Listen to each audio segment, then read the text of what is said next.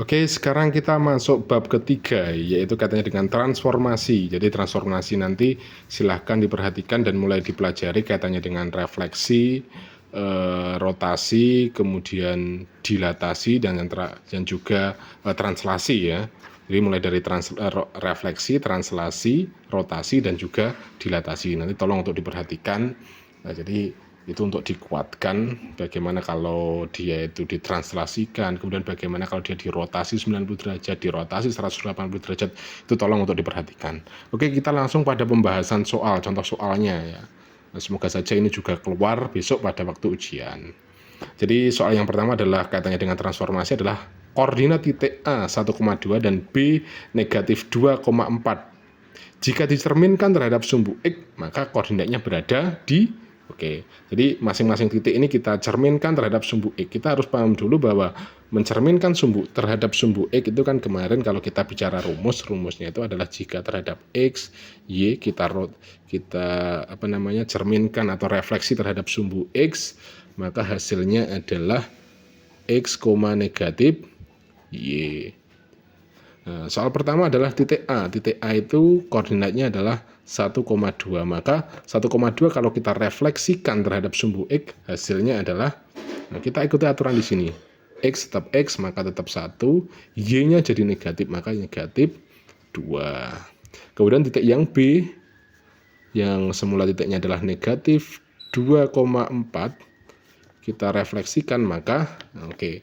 X tetap menjadi X, maka negatif 2 di sini juga tetap negatif 2. Kemudian Y-nya menjadi negatif, maka di sini negatif 4. Oke, sehingga titik refleksinya untuk A ini adalah ini 1, negatif 2, titik B adalah negatif 2, negatif 4. Oke, sekarang lanjut soal yang B terkait dengan materi transformasi. Koordinat titik A itu adalah 1,2. Jika direfleksikan terhadap titik X sama dengan 2 adalah, oke.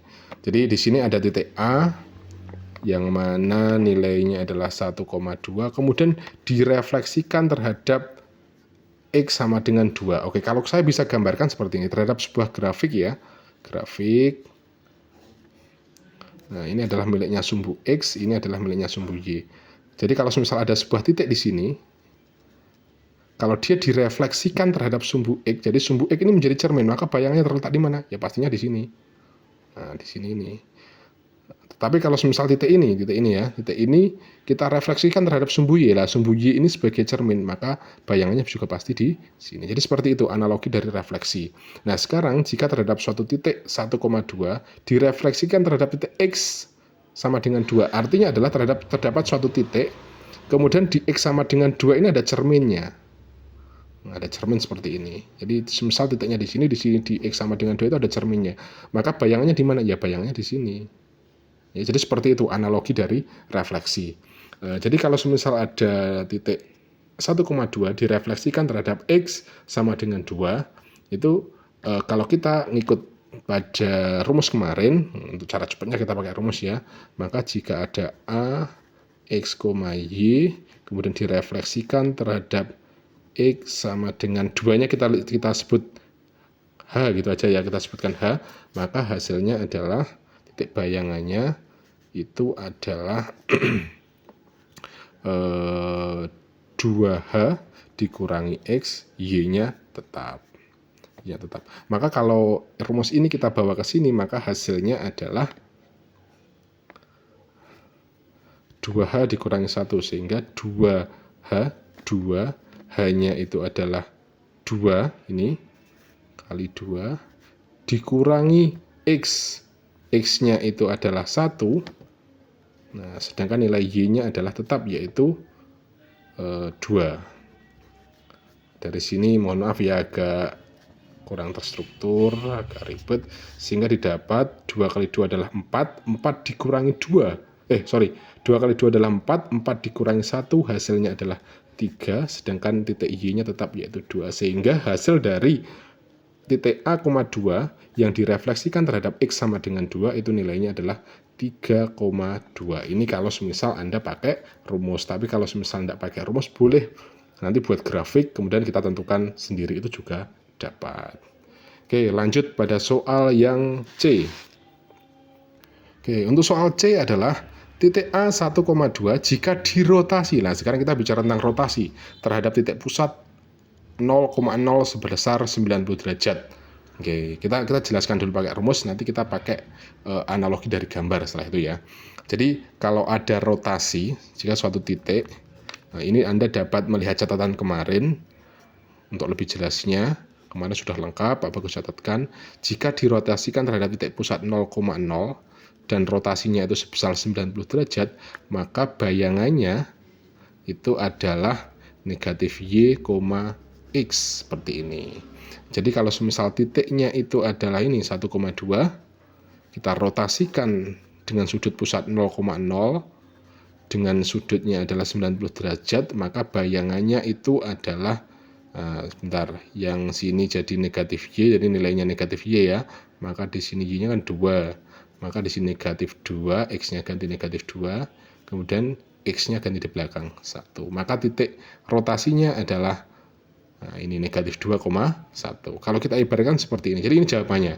Tetapi kalau misal kita pakai gambar seperti ini, jadi ini kan sumbu X, ini sumbu Y, titik pusat itu ini. Kalau terdapat suatu titik, misal di sini titiknya ya, kita harus ingat bahwa satu lingkaran penuh itu adalah 360 derajat. Seperempatnya itu adalah 90 derajat. Kalau ini sampai sini itu adalah 180 derajat. Kalau ini sampai sini itu adalah 270 derajat. Jadi kalau misal titik ini dirotasikan dengan titik pusat itu bergeraknya 90 derajat, maka dia akan berpindah ke sini. Ya. Kalau dia titik ini dirotasikan 180 derajat, maka dia akan bergerak ke sini.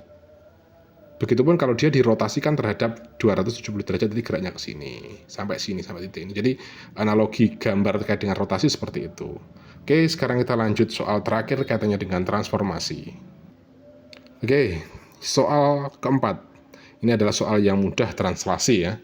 Titik A, kita tulis, 1,2 ditranslasikan, kita sebut translasi, oleh titik 3, negatif 5. Hasilnya adalah translasi itu sangat gampang, jadi teman-teman ya, translasi itu sangat gampang. Jadi yang Anda perhatikan adalah yang depan ini pasti nanti dioperasikan dengan depan sini, yang belakang ini dengan sini. Jadi kuncinya itu depan dengan depan, belakang dengan belakang.